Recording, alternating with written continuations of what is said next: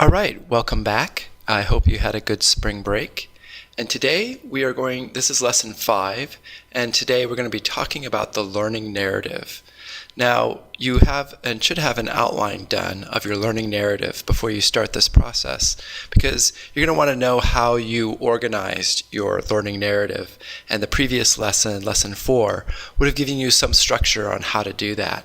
Now today we're going to talk about how to then complete that learning narrative, that full document that you're going to need to put in your portfolio.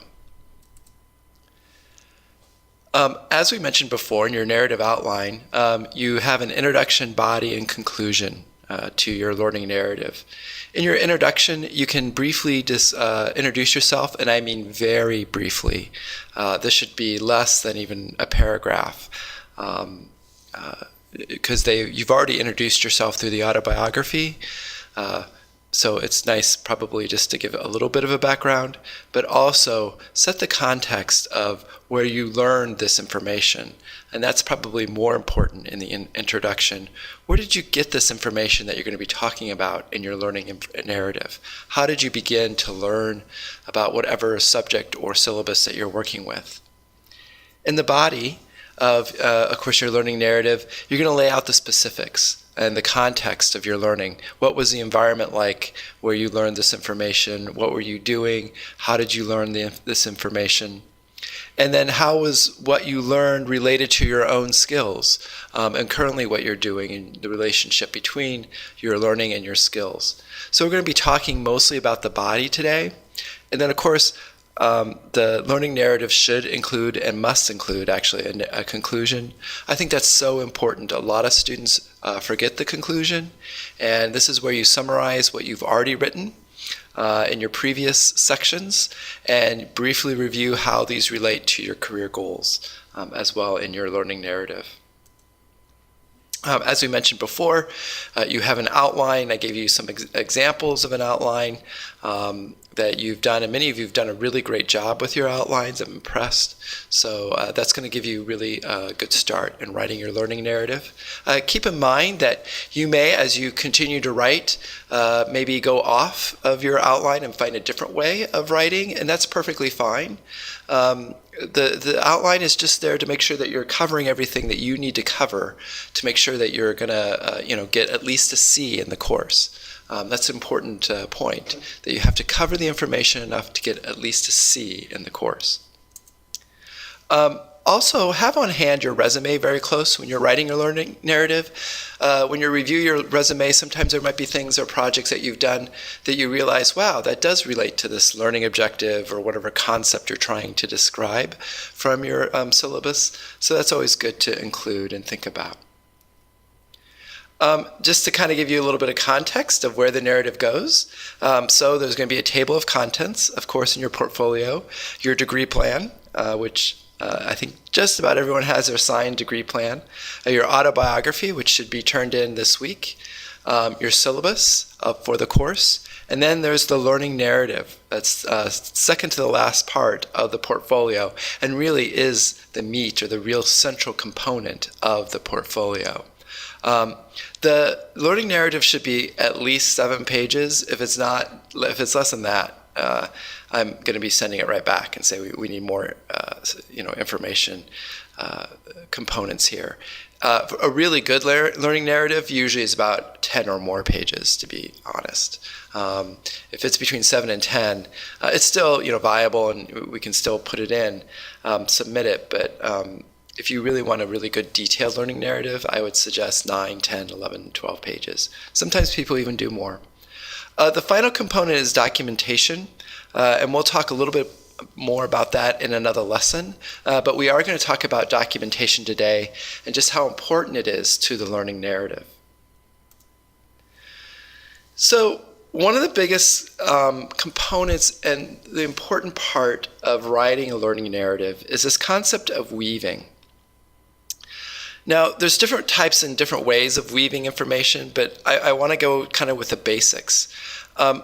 Believe it or not, this is a great way of writing research papers or anything where you have something that you're trying to introduce, and then you have information that you want to back up with whatever you're introducing. In the case of a learning narrative, you're introducing a concept or something, a learning objective that is being addressed in the syllabus and that you want to show your knowledge. And maybe you define that concept or that learning objective and you give more detail in that. Well, when you do that, you're going to have to give more context of the learning, of how you learned that information. And that goes back to the reflection component. And that's why way back in lesson 2, we talked about reflection and experiential learning, because that is where the detail comes in describing what you learned. And it becomes a weaving component, going back first to the topic or the outcome that you want to address, the content, and then weave with evidence. Provide some of that reflection, that descriptions, the who, what, when, where, why, all that detail that you have within your description, and then bring it back to the content. Bring it back to what you learned from those experiences. And then it goes back to the evidence. So be thinking about that. If you just wrote everything about content and about describing what you know, it's just going to read like a textbook. And I'm going to send it right back and say, this is just like a textbook. They may have thought that you just, read a bunch of textbooks and put all this information in. And they wouldn't really consider that learning. We're interested in your experiences, in your reflection, to demonstrate how you learned that information. So that's where the evidence and the critical part is. There's the content of addressing a learning objective, providing evidence and giving that detail, and then bring it back to the content and demonstrate and show and tell the learner or the reader how you took your experiences and how you learned that concept that you're trying to address. And then it's just going back to the evidence again. And that's why I like to call it weaving. We do this in research papers, for instance. If there's quantitative information, if there's a concept that I want, I do research, a lot of quantitative research, but also some qualitative research as well. And a lot of times I introduce a concept for my research, and then I back it up with either quantitative data or qualitative interviews that I've done with people, and then bring it back to the content. It's the same thing with a learning narrative, but your evidence is your own reflection. Your data or your reflections provide that detail. So again, I cannot stress enough, content, what you want to describe, what the concepts that you're trying to demonstrate, and then the detail comes in with the reflections of how you learned that information. Here's just a nice image to really think about the reflections that you've thought about and thinking about when going through those experiences that are going to provide a lot of real good detail and backup. Detail, of course, is very important when thinking and when writing these learning narratives out. Be providing a lot of detail. A lot of people are like, gosh, how am I going to get so many pages out of my learning narrative? Well, it really becomes into the detail of how you learn that information. And when you're addressing that, describe that your knowledge and your skills and your abilities. Really get into depth about writing about your knowledge and the skills that you gained. Try to use terminology that are appropriately with the context. Look at the terminology used in the syllabus or the course description. That'll be helpful and key clues on how you should be writing the learning narrative. And then if you start on page 34 of the Earn College Credit book, you can look some really good strategies on how to write your learning narrative. And please read through that. Read through that a couple times. But to highlight pages 134 through page 144 really gives you some good descriptions of strategies. When writing about detail, it's important to focus on the who, what, where, why, when, and how. So if you're thinking about, okay, how do I provide more detail about my reflection? Well, give more, go through those questions. Who was involved with your learning? Was it your supervisor? Was it a conference? Were there colleagues that were involved with this project or whatever you were working with?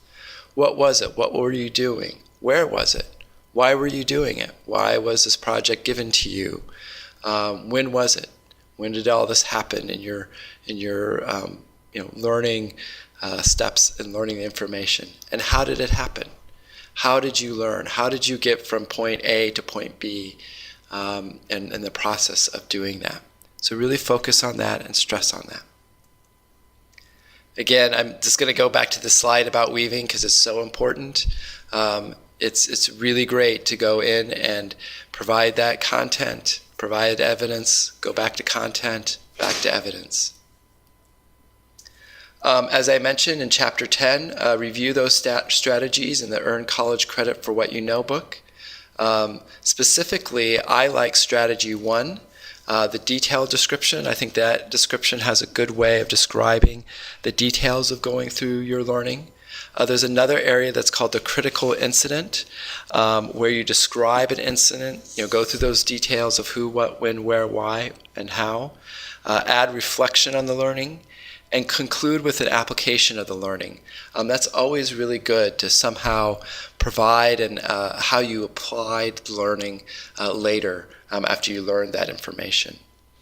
There's, of course, also Strategy 3, which goes through, you can easily go through the steps that you gained and how you learned the information that you currently are trying to write the learning narrative with. And then also analyze the problem. You could go through when you had a problem and how did you go through those steps of analyzing a problem. And those descriptions are on page 141. Demonstrate critical thinking skills by analyzing a problem with sufficient detail. Describe and evaluate the solution.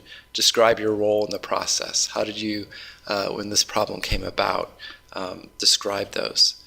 Some of you may be in positions where you can't give away like confidential information. If you need to do like a case study or something like that that doesn't give detail about the company or detail about the individual, that's okay. You can provide other names or something like that to kind of protect the confidentiality. Also do know, now with the workshops and the learning narrative workshops, you're going to be reading each other's, but if it's once the portfolio is done and you include any information, it only goes to myself, Eileen, and the project evaluator. That's the only people who see that portfolio is Eileen, myself, and the portfolio evaluator, who will be a faculty member. Some advice, write detailed descriptions whenever you can. Go back to that detail. Use terminology identified in the syllabus. Personalize the story as much as you can. Give the reader colorful details and commentary. One of the biggest things I have with learning narratives that people write to me and it reads just like I'm reading a textbook. And that's not what we're trying to do. We're trying to give people the information, the descriptions of whatever content you're trying to describe, but then also backing up with reflections in that detail that's important. Go back to Bloom's taxonomy. They have some great verbs in there that you can use to describe your level of learning and how you applied that learning. Those are great action verbs that you can include in sentences. So that's a great way to start.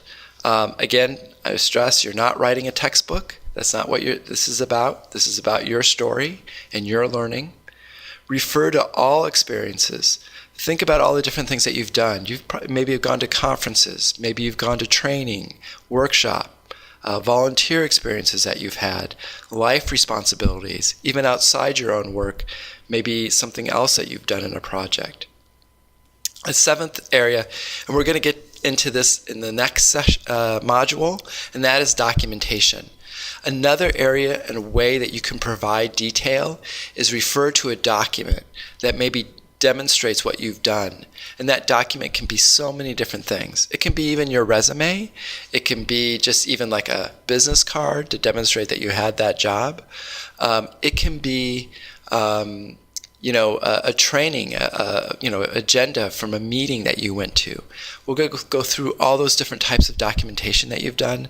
It can be a great, excellent source of detail and backs up what you've done. All right, so we'll see you in Module 2 where we talk more about documentation.